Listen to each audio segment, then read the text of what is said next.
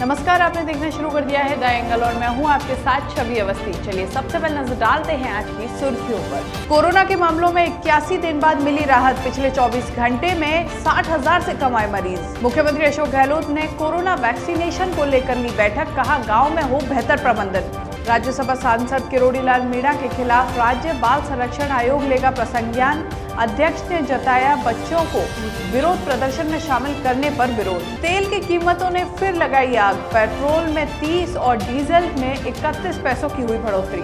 जम्मू कश्मीर में विधानसभा चुनाव के जल्द आयोजन से पाकिस्तान तिलमिला गया है। पाकिस्तान के विदेश मंत्री शाह महमूद कुरैशी ने कहा कि उनका देश कश्मीर के विभाजन और उसकी जनसांख्यिकी में बदलाव के भारत के किसी भी कदम का विरोध करेगा।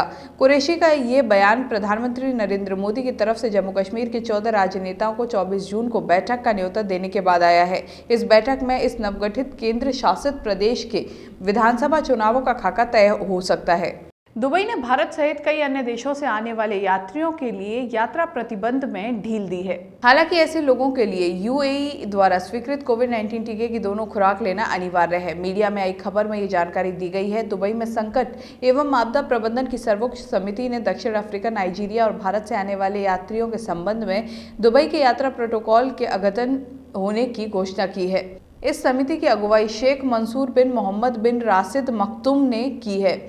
इस नए नियम के तहत भारत, नाइजीरिया और दक्षिण अफ्रीका के यात्री सफर कर सकेंगे जिसके पास रेजिडेंट वीजा होगा।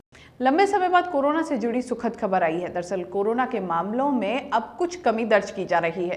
पिछले 81 दिनों के बाद देश में कोरोना वायरस के 60,000 से कम मामले सामने आए हैं। इसी दौरान 1,576 मरीजों की जान गई है। वहीं इसी बीच 87,619 मरीजों ने कोरोना को हराया है। देश में पिछले 24 घंटे के दौरान 58,419 नए मरीज मिले हैं। एक्टिव केसों की संख्या 7,29,243 रिकॉर्ड की गई है।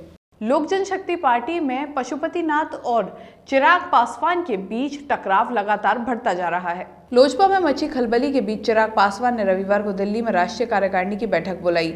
इस बैठक में चिराग आगे की रणनीति पर विचार विमर्श करेंगे। इससे पहले चिराग पासवान ने अपने चाचा पशुपति कुमार पारस के पार्टी अध्यक्ष के चुनाव को खारिज करते हुए कहा था कि पटना में आयोजित बैठक असंवैधानिक थी और इसमें राष्ट्रीय कार्यकारिणी सदस्यों की न्यूनतम उपस्थिति भी नहीं थी।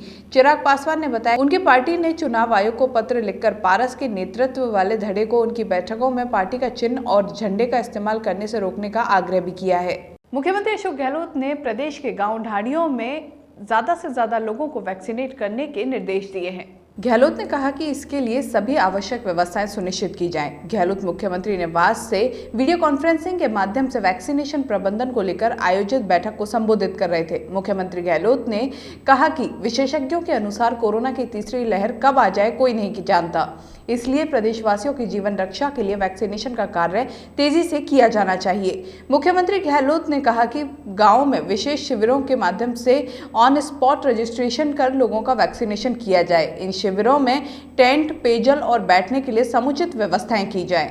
कोरोना की दूसरी लहर में सेवा ही संगठन है के तहत कार्य करने वाली भाजपा ने अपने कार्यक्रमों की संख्या बढ़ा दी है। पार्टी ने अगले 15 दिन के कार्यक्रम तय कर लिए हैं। साथ ही प्रदेश कार्य समिति की बैठक 22 जून को होगी। बीजेपी प्रदेश अध्यक्ष सतीश पूनिया ने बताया कि इस बार की कार्य समिति की बैठक सेमी वर्चुअल होगी, जिसमें कुछ सदस्य पार्टी कार्यालय पर जुड़ेंगे तो कुछ वर्चुअल तरीके से जुड़ेंगे। कार्य समिति बैठक में बीजेपी के राष्ट्रीय महामंत्री और प्रदेश प्रभारी डॉक्टर अरुण सिंह भी मौजूद रहेंगे। पूनिया ने कहा कि बैठक में सेवा ही संगठन के कार्यक्रमों की चर्चा और कोरोना काल में पार्टी के दिवंगत हुए कार्यकर्ताओं को संबल देने के लिए कार्य योजना पर चर्चा सहित कई विषयों पर बात की जाएगी। राजस्थान का राज्य बाल आयोग अब सांसद किरोड़ीलाल मीणा के खिलाफ प्रसंज्ञान लेगा। आयोग अध्यक्ष संगीता बेनीवाल ने सांसद मीणा के बच्चों के साथ मुख्यमंत्री निवास के बाहर प्रदर्शन करने के मामले में विरोध जताया है। आयोग अध्यक्ष संगीता बेनीवाल ने इस मामले में तीखी प्रतिक्रिया देते हुए कहा कि बच्चों का इस तरह राजनीति के लिए इस्तेमाल करना कतई उचित नहीं है। सांसद मीणा के कोरोना में अनाथ हुए बच्चों को लाकर सड़क पर खड़ा करना, नारे लिखी तख्तियां पकड़वाना पूरी तरह गलत है। अध्यक्ष संगीता बेनीवाल ने कहा कि मुख्यमंत्री तक अपनी बात पहुंचाने के लिए कई और तरीके हैं। सांसद मीणा ने राजनीतिक फायदे के लिए बच्चों का इस्तेमाल किया, जो किसी भी सूरत में सही नहीं है। आयोग इस मामले में मीणा के खिलाफ संज्ञान लेगा। राजस्थान की सियासत इन दिनों बड़े रोचक मोड़ पर है। यहाँ पर हर रोज समीकरण बन और बिगड़ रहे हैं। पायलट खेमे को जवाब देने के लिए प्रदेश में अब एक नया मोर्चा तैयार हो रहा है। निर्दलीय और बहुजन समाज पार्टी से कांग्रेस में आए विधायक एक साथ मिलकर नई रणनीति तैयार कर रहे हैं। आगामी 23 जून को इनकी संयुक्त बैठक प्रस्तावित की गई है, जिसमें प्रदेश के सियासी हालातों को लेकर रणनीति तैयार की जाएगी। चलिए बात करते हैं अब आपके बजट की। तो तेल के दामों में आग लगी हुई है।